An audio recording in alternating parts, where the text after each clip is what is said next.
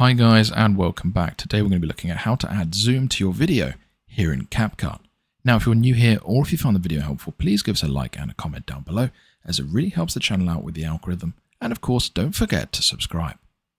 Okay, so the very first thing we'll do is add a video to our timeline. Let's add this one in, and all we need to do is then press Ctrl B or press the split button on the area we'd like to apply the zoom. Let's go here and then let's go here as well. Lovely.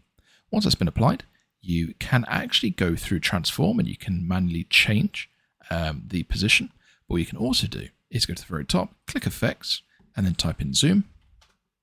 And you'll see you have all these different additions that you can use here. So for example, if we click this, it will show us a quick preview. This will show us what it will do. So I quite like that. So we will click plus, and we'll apply it to this part of the clip and just drag that until it fits. I hope that was helpful. Thanks for watching. Don't forget to like and subscribe.